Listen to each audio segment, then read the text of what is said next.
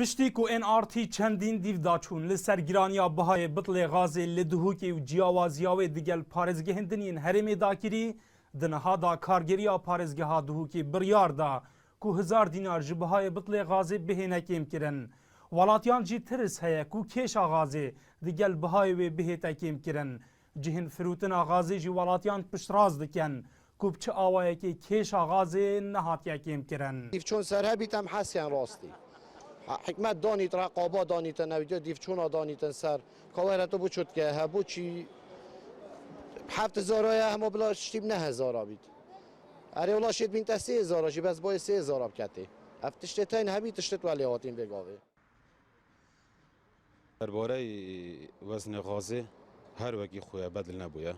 خلق بیشتر یعنی 1000 کی اینا آخر وزن کم کری نه از خلقی پیش راست کم و جاره قد از خلقی پیش راست کم وزن غازه هر 28 کیلوه اگر پیدوی بو دین پیش چاوه کامیره ام دیکشی 28 کیلوه بریان نها بهای بطل غازی لگورا پانان 8000 دینار بون دیگل گهاندناوی 9000 دینار بون لید نها دا 1000 دینار جهر دو حالتان دا کیم بوینه لجنا سو تمنیه د انجمن پارزگه ها دهوکی داجید بیجه هر جهو گورا پانکا پیگریب اوان بهایان نکت و بهیت سزادان اوروپی و سعر بهای بطل غازه اگر چن الگورپان بکرم 7000 اگر بگهین تمال 8000 زیده وی بهای بیت فروتن حوالاتش چن شکایت الرقا لجنه قیم قامیه اف لجنه سرپرستی کار و هر کسی که وی بریاری بشکردن حتما دیت سزادان اگر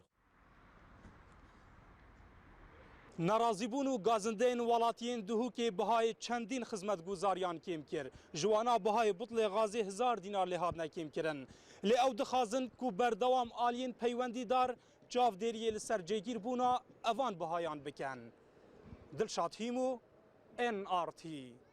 دهوک